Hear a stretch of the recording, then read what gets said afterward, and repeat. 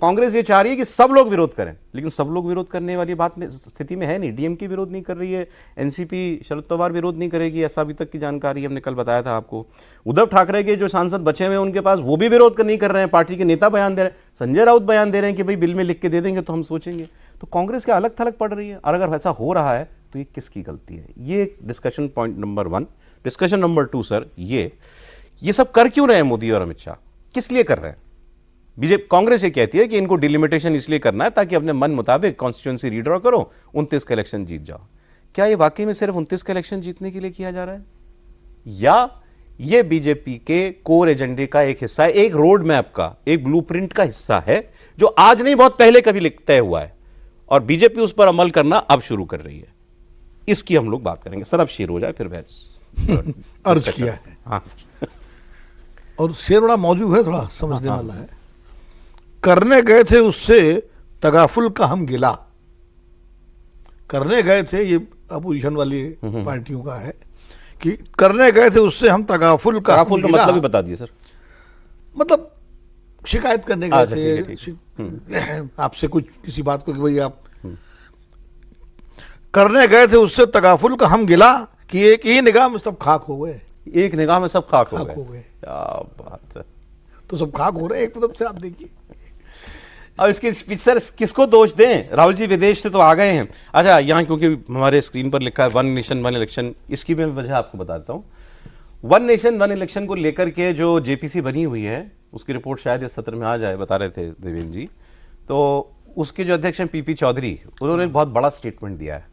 उन्होंने कहा कि वैसे तो हम इलेक्शन कमीशन से डिटेल में उनकी राय मांगेंगे, लेकिन अभी तक इलेक्शन कमीशन ने जो हमको बताया है उसके मुताबिक उनको केवल 6 महीना चाहिए और वो 1 नेशन 1 इलेक्शन इंप्लीमेंट कर सकते हैं। बहुत बड़ी बात है कि देश का चुनाव आयोग कह रहा है मुझे बस 6 महीने पहले बता देना, मैं पूरे देश का चुनाव एक साथ करा दूंगा, सारे राज्यों का और लोकसभा का चुनाव। मतलब उन्होंने कहा अगर आप 2028 में भी पास कर लो इस बिल को, 1 नेशन 1 इलेक्शन, तो मैं 29 में सारा पूरे देश का चुनाव करा दूंगा। बहुत बड़ी बात है। अब क्यों ये प्रोसीजरल सब काम हो गया, मतलब इसका मतलब अब तो बस आपको नंबर जुटा के बिल पास कराना है। मुझे ये बताइए सर, कांग्रेस के पास कोई राइट है नाराज होने का बाकी दलों पर कि भाई तुम क्यों नहीं हमारा साथ दे रहे? नहीं, देखिए राइट, ये कांग्रेस, पहली बात तो ये है कि कांग्रेस के पास राइट इसलिए नहीं है, हर पार्टी को अपना फैसला करने का अधिकार है। आप सत्ता पक्ष हो विपक्ष में हो, कल को मान लीजिए एनडीए कोई घटक कहे कि इस मुद्दे में हम सरकार से सहमत नहीं है, होता है कई बार, और उसके बाद आप कई मसले जैसे वक्फ को लेकर के कुछ असंतोष, जब वक्फ वाला कानून आ रहा था तो एलाइज ने चंद्रबाबू नायडू ने चिट्ठी लिखी थी, तो अब वो कहते हैं अधिकार नहीं है। हर पार्टी को नीति तय करने का अपना अधिकार है।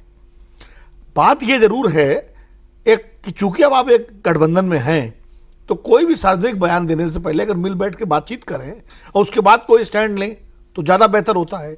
लेकिन इस मामले में विपक्ष की रणनीति पूरी तरह से विफल रही है कि भाई जब महीनों से चल रहा है कि सरकार जो है, जब पश्चिम बंगाल के चुनाव के बाद से ये वातावरण में आ गया था कि जिस तरह 20 एमपी टूट करके गए और एक नई पार्टी बना के वो एनडीए का हिस्सा बन गए, तो ये, और जो तमिलनाडु का जो डेवलपमेंट हुआ डीएमके को लेके, तो ये बात तो सब जगह उसको भी कांग्रेस ने दूर किया, जग जाहिर थी कि भाई अब सरकार को एक मौका मिला है और सरकार अपना 3/4 आंकड़ा जुटाने की पूरी कोशिश करेगी।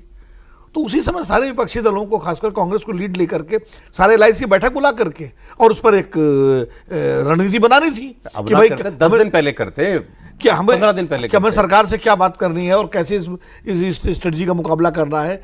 अगर ये भी देखते कि नंबर हो रहा है उनका, तो कैसे फेस सेविंग करनी है, क्या अमेंडमेंट बताने हैं, क्या सरकार पे दबाव डालना है कि भाई बिल में ये चेंजेस करिए तो हम साथ देंगे, तो ये सब चीजें हो सकती थी। लेकिन मुझे लगता है कांग्रेस के अंदर जो है, अब जो स्ट्रेटजी कांग्रेस की लग रही, कांग्रेस को ये लग रहा है कि देर सवेर ये सारी पार्टियां जो हैं, एक तो क्षेत्रीय पार्टियां वैसे ही संकट में हैं, लगभग तृणमूल कांग्रेस, ये सब जमीन उनकी मतलब हार गई चुनाव, तो जितना वो बीजेपी के साथ नजदीक दिखाई पड़े, उतना जो अपोजिशन का पूरा स्पेस है 2029 में वो कांग्रेस ले ले। तो इसलिए कांग्रेस ये, मुझे लगता है, ये सोच रही है कि सारे बिलों का विरोध करेंगे तो जब क्या मिल जाएगा। अच्छा, बाकी सबका उधर ठेल दीजिए बीजेपी की तरफ एनडीए में, और फिर कहो अब हम यहाँ के राजा हो गए। भाई उनकी स्ट्रेटजी है कि 2029 में फिर हम अकेले सामने दिखाई पड़ेंगे।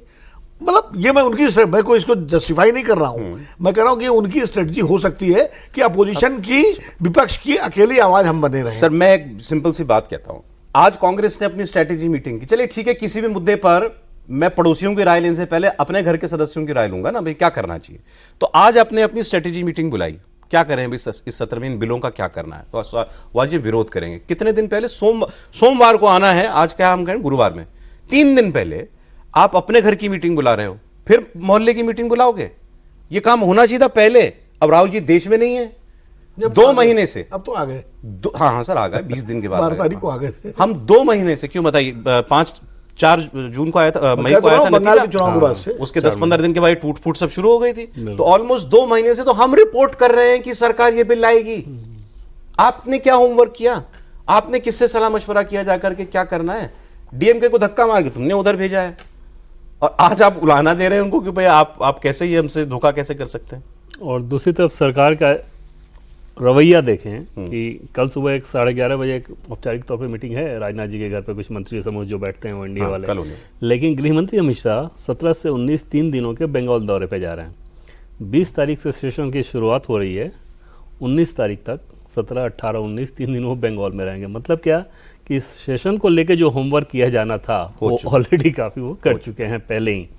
बंगाल में बाकी उनके सारे कार्यक्रम हैं, जैसे बॉर्डर सिक्योरिटी फोर्सेस के साथ जन्म और मृत्यु का पंजीकरण कैसे हो, उसकी व्यवस्था बननी है, नए क्रिमिनल लॉज को लागू किया जाना, इन सारी चीज़ों पे फोकस करके फिर लॉ एंड ऑर्डर को लेकर बंगाल में कैसे आपको फोकस करना है। मतलब ये कि बंगाल की सरकार शुभेंदु अधिकारी चला रहे हैं, लेकिन पूरी तरह से गृह मंत्री अमित शाह के निर्देशन में ही वहाँ सरकार चलेगी। और ये सोचिए कि स्टेशन से पहले अगर वो वहाँ पे जा रहे हैं, उन्होंने काम कर चुके हैं, काम किस तरीके से कर चुके हैं, और ऐसे ही करने की जरूरत रहती है। तो जो आपने 20 दिनों की बात कही ना, कांग्रेस पार्टी के लोग तो इस बात को कहते थे, खासतौर पर पंजाब के संदर्भ में कहते थे कि हम क्राइसिस हमारे यहाँ इतना बड़ा चल रहा है, नेता हमारा है ही नहीं, किससे आप कम्युनिकेट करोगे, किससे आप वो बात बताओगे।